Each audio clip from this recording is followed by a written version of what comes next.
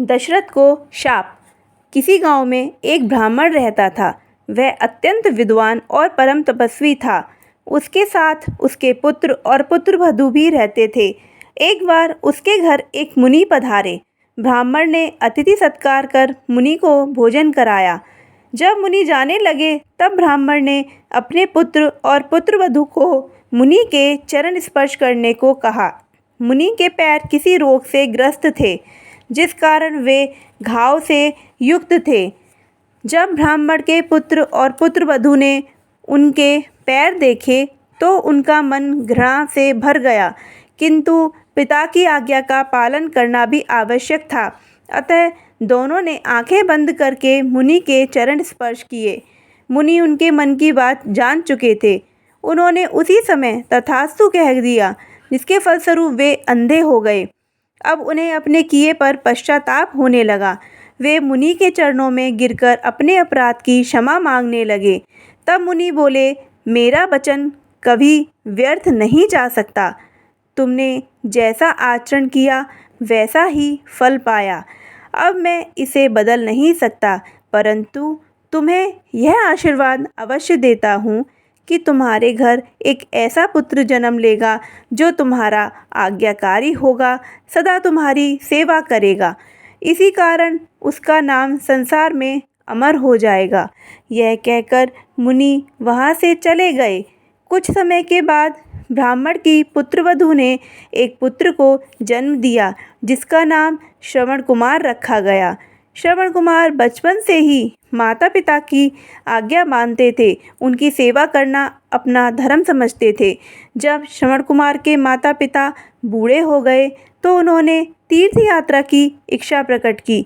तब उसने 2 टोकरियों को एक मजबूत लकड़ी के साथ बांधकर अपने माता पिता को बिठाया और उन्हें कंधे पर उठाकर तीर्थ यात्रा के लिए निकल पड़ा। विभिन्न स्थानों पर भ्रमण करते हुए वे अयोध्या की सीमा पर जा पहुँचे। उन दिनों अयोध्या में इक्ष्वाकु वंश के राजा दशरथ राज्य करते थे। यह बात उस समय की है जब राजा दशरथ युवा थे। यद्यपि उनका विवाह हो चुका था, तथापि वे संतानहीन थे। एक बार राजा दशरथ अपने सैनिकों के साथ शिकार खेलने वन में गए। शिकार खेलते खेलते वे सैनिकों से बिछड़कर वन में दूर निकल गए। उन्हें एक झरना दिखाई दिया। कोई न कोई वन्य पशु यहाँ जल पीने अवश्य आएगा, तब मैं उसका शिकार कर लूँगा। यह सोचकर वे वहीं छिपकर खड़े हो गए। कुछ समय बीतने पर उन्हें ऐसा प्रतीत हुआ मानो कोई पशु पानी पी रहा है। उन्होंने इधर उधर दृष्टि दौड़ाई, लेकिन कोई दिखाई नहीं दिया। तब उन्होंने एक शब्दभेदी बाण को आवाज़ की दिशा में छोड़ दिया। बाण के लगते ही एक मनुष्य की चीख वातावरण में गूंज उठी। राजा दशरथ शीघ्रता से उस स्थान की ओर दौड़े। उन्होंने देखा उनके बाण से घायल होकर एक युवक झरने के निकट पड़ा है। उन्हें समझते देर न लगी कि वे जिसे पशु की आवाज़ समझ रहे थे, वास्तव में वह उस युवक द्वारा जल भरने के कारण उत्पन्न हो रही थी। दशरथ ने उनका परिचय पूछा। वह युवक बोला, राजन, मेरा नाम श्रवण कुमार है। मेरे माता पिता प्यास से व्याकुल थे और मैं उनके लिए जल लेने आया था, परंतु आपने बिना सोचे समझे मुझ पर शब्दभेदी बाण चला दिया। राजन, मेरे माता पिता दृष्टिहीन हैं और यहाँ से कुछ दूरी पर मेरी प्रतीक्षा कर रहे हैं। आप उन्हें पानी पिलाकर उनकी प्यास शांत करें।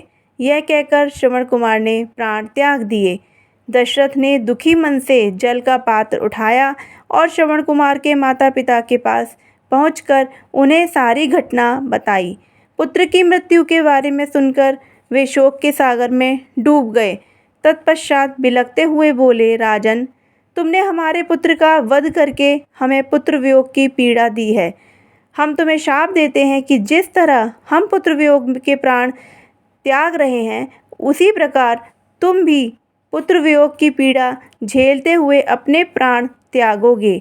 इस प्रकार दशरथ को शाप देकर बूढ़े दंपति ने भी प्राण त्याग दिए। दशरथ भारी कदमों से महल लौट आए। उन्होंने यह बात किसी को नहीं बताई।